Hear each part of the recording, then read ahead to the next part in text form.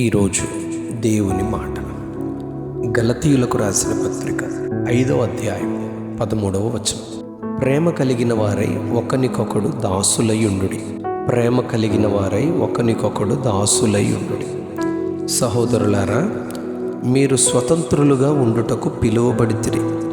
అయితే ఒక్క మాట, ఆ స్వాతంత్ర్యమును శరీర క్రియలకు హేతువు చేసుకొనక ప్రేమ కలిగిన వారై ఒకనికొకడు దాసులై ఉండుడి.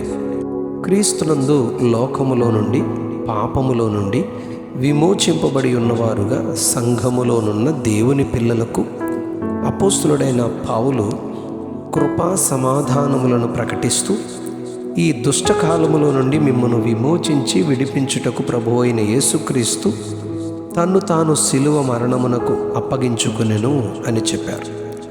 గలతీ పత్రిక 5వ అధ్యాయం 14వ వచనంలో, ధర్మశాస్త్రము నిన్ను వలె నీ పొరుగువారిని ప్రేమించుమని బోధించుచున్నదని, మీరు ఒకరినొకడు కరుచుకొని భక్షించిన ఎడల మీరు ఒకని వలన ఒకడు బొత్తిగా నశించిపోవుదురని 4వ అధ్యాయం 15వ వచనంలో గలతీ పత్రికలో హెచ్చరిస్తాడు.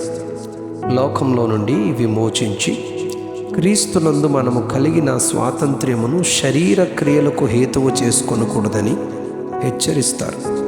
క్రీస్తునందు సహోదరులుగా ఉన్నవారు ఒకరికొకరు క్రీస్తునందు ఎలా జీవించాలో ఎంతో స్పష్టముగా తన పత్రికలలో అపోస్తులుడైన పౌలు గారు తెలియజేస్తారు.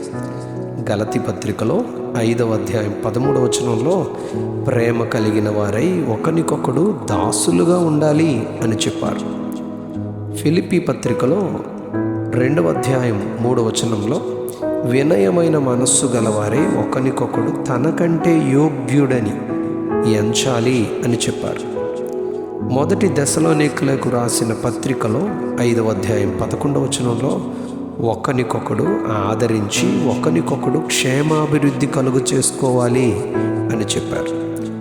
పేతురు రాసిన మొదటి పత్రికలో 4వ అధ్యాయం 10వ వచనంలో ఒక్కొక్కడు కృపావరము పొందిన కొలది ఒకరికొకడు ఉపచారము చేసుకోనాలి అని చెప్పారు.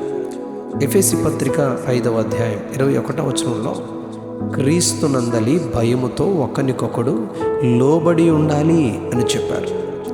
హెబ్రీ పత్రికలో 3వ అధ్యాయం 14వ వచనంలో పాపము వలన కలుగు భ్రమ చేత మీలో ఎవడను కఠినపరచబడకుండునట్లు నేడు అను సమయం ఉండగానే ప్రతిదినము ఒకరికొకడు బుద్ధి చెప్పుకోవాలి అని చెప్పారు.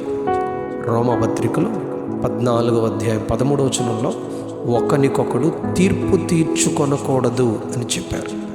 ప్రేమ కలిగిన వారుగా ఉంటేనే ఒకరికొకడు దాసులై ఉండగలం. ప్రేమ కలిగిన వారుగా ఉంటేనే ఇతరులను మనకంటే యోగ్యులని మనం ఎంచుకోగలం. ప్రేమ కలిగిన వారుగా ఉంటేనే ఒకరికొకరము క్షేమాభివృద్ధిని కోరుకోగలం. ప్రేమ కలిగి ఉంటేనే ఒకరికొకరు ఉపచారము చేసుకోగలం.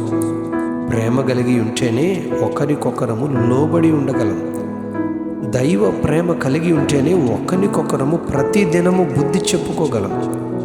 దేవుని ప్రేమ కలిగి ఉంటేనే ఒకరికొకరము తీర్పు తీర్చుకొనక హాని చేసుకొనక ఉండగలం. అన్నిటికీ ప్రాముఖ్యమైనది, శ్రేష్టమైనది ప్రేమయే అని కొరింథీ మొదటి పత్రిక 13వ అధ్యాయం 13వ వచనంలో పౌలు చెప్పారు. కనుక ప్రేమ కలిగి సత్యము చెప్పుచు క్రీస్తు వలె ఉండుటకు మనం అన్ని విషయములలో ఎదగాలి అని పౌలు ఎఫెసీ పత్రిక 4వ అధ్యాయం 15వ వచనంలో చెప్పారు. మొదటి కొరింథీ పత్రిక 14వ అధ్యాయం 1వ వచనంలో ప్రేమ కలిగి ఉండుటకు మీరు ప్రయాసపడాలి అని పౌలు హెచ్చరించారు. కనుక దేవుని ప్రేమను కలిగి ప్రేమతో నింపబడి ప్రేమను పంచుతూ దేవుని కొరకు ఈ భూమి మీద ప్రత్యేకమైన సాధనాలుగా మనం కొనసాగుతాం. అటు ధన్యత ప్రభు మనకు దయచేయను గాక. Amen, amen. ప్రేమ కలిగిన వారై ఒకరికొకడు దాసులుగా ఉండాలి. ఆమెన్.